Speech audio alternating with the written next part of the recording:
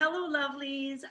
Welcome to this month's vlog edition of Sisters in Mental Illness. If you don't know me already, I'm Shaylee Hugendorn, and I am so pumped today because I get to talk to Alia Joy, and I have stalked her on the internet for years, and she is one of the first people that I read that actually wrote the word bipolar online, and it made me feel free. And yeah, I don't know if you know that, but it was a beautiful thing. I always said things like mood disorder, or I'd try and didn't actually say the big B word. And I remember that I'm like, she's so amazing and cool, and she says it. I can say it too. So first of all, I want to thank you for that. I love it. Yeah, but I'm just going to read what's on her website about her because it's beautiful and you will fall in love with her. It says, INFJ and Enneagram 4, wing 5. So it's complicated. Wife and mom, coffee dependent, grace saved, cynical idealist, learning fluency in her native tongue, the language of hope. And she says, my pen is my weapon of choice to fight off the darkness when depression looms. It is my compass for navigating my messy mind and even messier heart. Writing is my wilderness and my home. I write the reminders and find my way back to the heart of God. I write to feel God's pleasure. I don't want to make this awkward or anything, but can we be best friends? I thought we already were. Okay, sorry. I'll send you the friendship bracelet in the mail. I know. I get the half. I get the beef fry, and you can get the S-ends. Yeah. And you know what? A lot of you might know Alia already because where I found her was here on She Loves when I was just reading. So that's amazing. Thank you, first of all, for coming on here. And yeah, thanks for having me. Yeah, I'm so excited. I'm so excited to hear more of your journey and more of your story. What I would love to hear is, because when I started reading, clearly you had claimed the word bipolar and you had talked about it freely. And I'm just wondering how that journey went for you. Like, how did you find out? What was kind of your diagnosis kind of story? The first time that I ever knew that I had depression was postpartum depression. I had my oldest son's now 18. I had him when I was 21. And I just was not doing well after I had a C-section and I had lots of complications. And he was a hard baby and I just was not doing well. And I remember going to the doctor and she was like, oh, well, you know, she said, like, you're young and you're poor. And so of course you're stressed out. Like, I mean, that was kind of she was not a great doctor, but we were on, Oregon Health Plan, which is like the state insurance or whatever, like Obamacare kind of insurance, but they only cover you when you're pregnant at that time. And so she just basically said, like, I mean, essentially, like, I'd be depressed if I had your life too, and I was like, okay. And so, I mean, she didn't say that in those words, but she was like, well, you're a new mom and you're basically like, you're poor. And of course you are having a hard time and it's not chemical was kind of her like thing. It's probably just baby blues and you need to suck it up and get on with it. And so, being young and my parents were overseas, I didn't have anybody to advocate for me. So I thought, okay, well, like maybe it's just how it was. So for about a year, I was just in a complete and total like fog. I don't even remember that much about his first year. I remember being extremely stressed out and just kind of disconnected. I remember walking around the grocery store in my pajamas. Like, I mean, I couldn't even function. And then there were times when I'd pull myself together and I would kind of be like, this is, I was very uptight when I was a new mom and I wanted to do everything right. But I was really struggling. And then when he was close to a year, I got pregnant again and ended up having a miscarriage at 16 weeks and had to go in and have a D&C and then the hemorrhage and then I got an infection. And so the entire process after the miscarriage was about almost maybe like 5 or 6 weeks of getting readmitted to the hospital and coming home and then getting readmitted again. And my doctor had a different doctor that time. And he said, your hormones are all over the place. You've been through all this trauma, like, I think we need to put you on an antidepressant because you're struggling. And he could see that.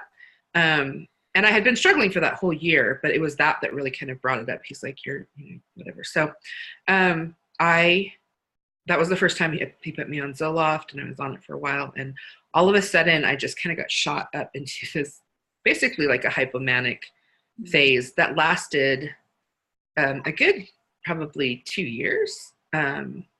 And so at the beginning, now I look back and I go, I probably was, I definitely was showing signs of bipolar disorder in my teens, early, mid to late teens. I can go back and look at my life and go, oh, look at this. This is when I was like, here, all of the cycles, and oh my gosh, now this all makes sense. But at the time, I thought bipolar disorder is like completely crazy people, like, locked up and like trying to hurt people or hurt them, like it just wasn't, I couldn't be that, And so with each pregnancy, I had postpartum depression.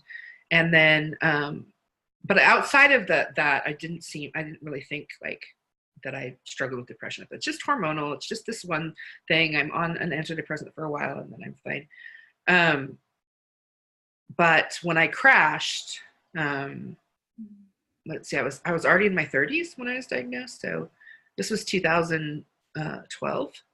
And I just went through a really severe depression and was just not functioning.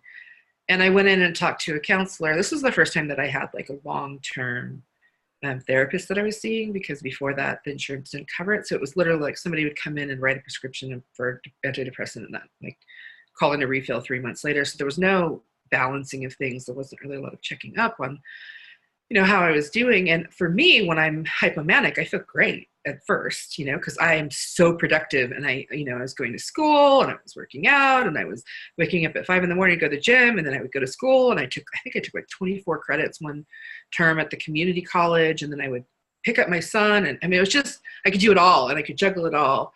But then I was also like shopping and, just kind of doing all of these behaviors that were, problematic.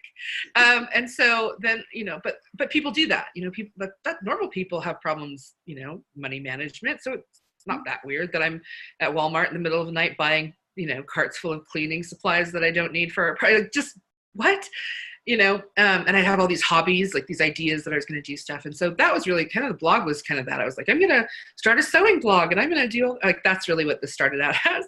And then I started going through that depression and saw a counselor, and she started asking me more in-depth questions. And all of a sudden she's like, I think that this might be something that you have. And so when we mapped it out and looked at it, she's like, you have all of the thing. Like, she's like, I'm shocked nobody was like, hey, this is something that you have. But even after she had diagnosed me, and like, we were pretty sure that was the case, I still wasn't 100%. Like, I'm like, well, maybe, but like, I don't know if that's really, the thing that I have. It might just be like, I'm eccentric. like something like that. Maybe I'm just an Enneagram 4. We go up and down too. And so that was kind of the beginning of it. I didn't tell people. I told like my immediate family. I talked about it a little bit, and like close friends and stuff, but I didn't talk about it online. I always wrote about it as depression. And I wrote a lot about the depressive side of it, because the hypomanic side of it was really confusing, and people don't get it. Like, what does that mean? Like, and sometimes when you talk about it, people are like, oh, well, I do that. You know what I mean? And you're like, well, not really, and so it wasn't until I was having a conversation with a friend. She knew that I wrote a lot about mental illness, and she was talking about her child who had bipolar 2, and talking about how she doesn't want to share with anybody about that diagnosis, because she doesn't want them to be, ostracized in the church, or she doesn't want people to not let their kids play with her kid, like all of those things. Like, she's like, just to protect them. And I remember thinking, like, I get that as a mom with a teenager, I would feel those same ways about, their, but then I thought, I'm a grown woman, and this is the church that she's talking about. Like, she doesn't want people in youth group to know that this is a thing. She doesn't want the youth leaders to know, because like maybe they'll flag her kid as, you know, somebody that they need to watch and be careful for, or, you know, parents aren't going to want him to be around, or, you know, those kind of things. And I remember thinking, like, this has to be changed. Like, we have to talk about this, because by then I had accepted my diagnosis and knew that was the case, but still was like, if I put it out there, what is that going to mean for me? Are people going to think, you know, like, what are people going to think, and how are people going to react? And so it was really that, it was that conversation of being like, this, if we don't change this, then all of the teenagers or all of the people that are dealing with this will always feel like there's no place that they can say, like, you know, like you were saying, I have a mood disorder, or, you know, like, and you kind of skirt around like what it really is. And what I was shocked to find out, because before this, I didn't know anybody that had bipolar disorder. And when I started talking about it, I was like shocked about the messages that I would get and the emails from people that are like, I am, you know, struggling with this too. I have bipolar disorder. This is my diagnosis. And a lot of them were, you know, I can't share because I work in the school system, or I can't share because I've got this job, or I can't share because it would hurt my chances of promotion, or I can't share. And so they're all holding these things inside and dealing with this thing in a very isolated way. Or a lot of loved ones that are saying, my, you know, spouse has bipolar disorder, and it helps to be able to see how somebody, you know, and it's not across the board. We all experience things differently. I'm not like, the way I experience bipolar disorder is not the way that everybody experiences bipolar disorder, but it gives insight into, you know, what some of the struggles can look like. And so that was really the journey of my diagnosis to the point where I started saying, I have bipolar disorder, and this is what it looks like, and writing about it. So I felt similarly. I felt like, okay, I actually like public speaking. I actually am an extrovert. And, you know, I told people in small groups and use mood disorder or depression, because it was starting to get a bit more understood, for sure. But I was like, if I'm not going to say anything, like, who is? And I fought it for a while, because I was like, maybe I can public speak about justice or something really cool and make me look awesome and feel good about myself. And God was like, yeah, no. that's not your lane. Come on. But it was interesting. It excites me in a weird way, just to hear you talk about, because I don't have very many people I can talk to. And you're right about hypomania and how misunderstood it is, because it's almost, I didn't get help year round either, because I thought that was me. Right? And the other part's depression. So I just wait to get back to me. And what I didn't, and it was so much better than the depression that, you know, accepting the anxiety that came with it, the not sleep, and then the anger. That no one was keeping up, and why aren't you, these are the best ideas ever, why aren't you up at 2 making these best ideas happen? Right? And so I just find that, and it's still a little bit lonely, only because it's really hard to explain. And I got compliments then, right? Because I would be like, my baby would be sleeping and I rearranged the kitchen. Or do you know what I mean? Or they're totally. So much energy. And it's like, but if only you knew how middle of the night angry I am. Right? And I starting a lot of projects and things like that. Projects. Right. So many. I can cake decorate, and I bought everything that you could possibly do to cake decorate. I stripped and I pulled all my furniture out into the lawn, stripped and refinished it all, learned to sew so that I could redecorate my entire house, painted all the walls different colors. Bought lots and lots of cleaning products in the middle of the night, because, you know, had to scrub the toilet with like just it'll make your life better. In the moment it feels like this is actually going to make my life better. Like, I know, luckily it worked out with me that they were actually cool things, but I remember for a while there, because I was breastfeeding, I was shopping on the shopping channel.